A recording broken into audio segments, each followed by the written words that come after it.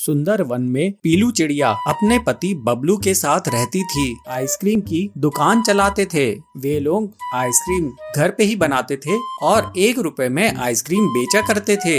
Ice cream की कीमत कम होने के कारण उनकी आइसक्रीम बहुत बिकती थी। दिन भर उनकी दुकान पर पक्षियों की लाइन लगी रहती थी। एक बच्चा ग्राहक उनकी दुकान पर आके कहता है, पीलू आंटी ये लो 2 रुपए, मुझे 2 आइसक्रीम देना। ये लो बेटा। तभी वहाँ पर हरिया काका पहुँचता है। वो कहता है, पीलू बेटा मुझे 10 आइसक्रीम देना, मेरे बच्चे बहुत जिद कर रहे हैं आइसक्रीम खाने की, और हाँ एकदम ठंडी ठंडी देना। पीलू कहती है, हाँ हाँ हरिया काका, सभी आइसक्रीम एकदम ठंडी हैं। फिर पीलू 10 रुपए की 10 आइसक्रीम हरिया काका को देती है। इस तरह पीलू चिड़िया कम पैसे में ज्यादा आइसक्रीम बेचकर ज्यादा मुनाफा कमा रही थी। पीलू चिड़िया की दुकान के ठीक सामने कालू कौवा भी आइसक्रीम बेचा करता था। कालू बहुत महंगी आइसक्रीम बेचता था। इस वजह से जंगल के पक्षी उसकी दुकान में जाने से कतराते थे। बबलू और पीलू की दुकान पर भीड़ लगी देखकर कालू कौवा बहुत चलता था। एक दिन वो अपनी पत्नी सुंदरी कौवी से कहता है, वो देख सुंदरी, दिन भर बबलू और पीलू की दुकान पर पक्षियों की लाइन लगी रहती है और हमारी दुकान की तरफ कोई देखता भी नहीं है। जब से इन लोगों ने 1 रुपए की आइसक्रीम बेचनी शुरू की है, हम लोगों का धंधा तो एकदम चौपट ही हो गया है। कुछ समझ नहीं आता है कैसे अपनी दुकान पर पक्षियों को बुलाऊं। सुंदरी कहती है, तुम क्यों बेकार में चिंता करके अपना खून जला रहे हो? मेरी मानो तो तुम भी 1 रुपए वाली आइसक्रीम बेचना शुरू कर दो। लेकिन सुंदरी, हमें आइसक्रीम बनाना कहाँ आता है? सुंदरी कहती है, अरे जी, तुम शहर से केमिकल वाली आइसक्रीम ले आए ना, हम 1 रुपए में 2 आइसक्रीम बेचा करेंगे। इतनी सस्ती आइसक्रीम बेचेंगे तो जंगल के सारे पक्षी हमारी दुकान में आएंगे। अगले दिन कालू कौवा शहर में जाकर केमिकल से बनी हुई आइसक्रीम का एक बड़ा सा डब्बा लेकर आता है और दूसरे दिन से वो अपनी दुकान में उसे बेचने लगता है। आइसक्रीम ले लो आइसक्रीम, रंग बिरंगी आइसक्रीम, 1 रुपए में कई सारे फ्लेवर वाली आइसक्रीम। उसकी आवाज सुनकर बबली चिड़िया वहाँ पहुँचती है और कहती है, अरे कालू अंकल, क्या आप भी आज से 1 रुपए वाली आइसक्रीम बेच रहे हैं? कालू कहता है, हाँ बबली, मैं भी अब से 1 रुपए वाली आइसक्रीम बेचने लगा हूँ और मेरे पास बहुत सारे फ्लेवर्स हैं, तुम्हें कौन सा चाहिए?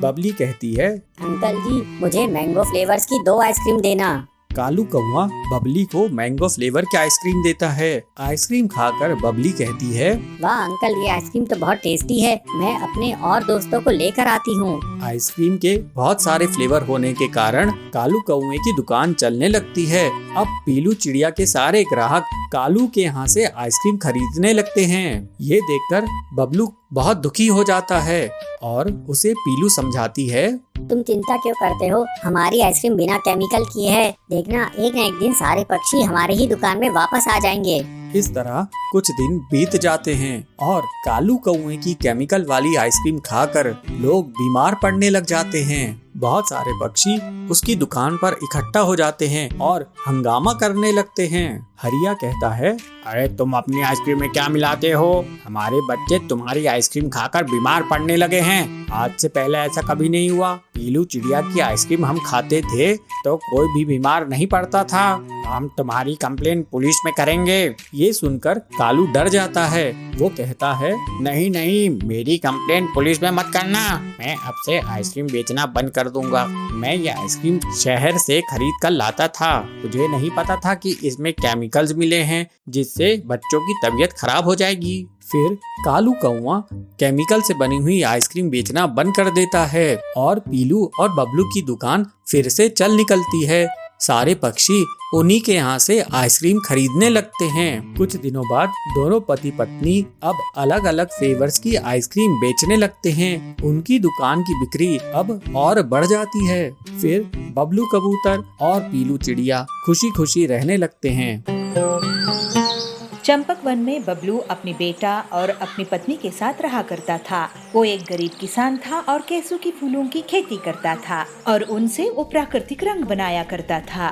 उस रंग को होली के समय वो बेचा करता था, लेकिन उससे उसकी ज्यादा कमाई नहीं होती थी। एक बार पीलू अजी सुनते हो, कितनी देर में आपका रंग बनेगा? हमें सुंदरी चाची के यहाँ जाना है, वहाँ पे होली का पूजा है। अरे मुझे थोड़ा समय लगेगा, एक काम करो तुम ही चली जाओ। अरे आजकल के जमाने को तो जरा देखो, कितने होली के रंग आने लगे हैं। तुम ले देकर 2 ही रंग बना पाते हो, कम से कम अपने पड़ोसी कालू भैया को तो देखो, उन्होंने अपनी दुकान को कितने सारे रंगों से भर रखे हैं। उनकी दुकान चटक रंगों से भरी हुई है और तुम्हारी है 2 रंग। अरे पीलू, दूसरों को देखकर क्या मैं अपना काम छोड़ दूं? मेरे बाप दादा भी यही काम किया करते थे। हम प्राकृतिक रंग ही बनाएंगे।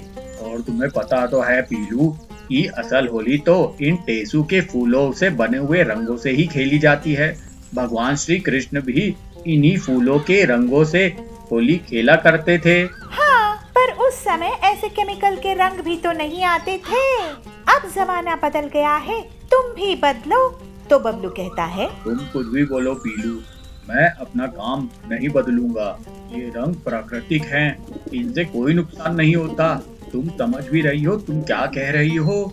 वो रंग कितने खतरनाक केमिकल से बने हुए होते हैं, चमड़ी खराब कर देते हैं। अरे मुझे मत समझाओ, समझाना है तो उन ग्राहकों को समझाओ जो ज्यादा पैसे देकर उन केमिकल से बने हुए रंगों को खरीदते हैं। ऐसा कहकर पीलू वहाँ से चली जाती है। पीलू चाहती थी कि उसका पति बबलू केसू की फूलों की कृषि बंद करके कुछ ऐसा काम करे जिससे उसकी अच्छी कमाई हो, लेकिन बबलू अपना काम बदलने के लिए तैयार नहीं था।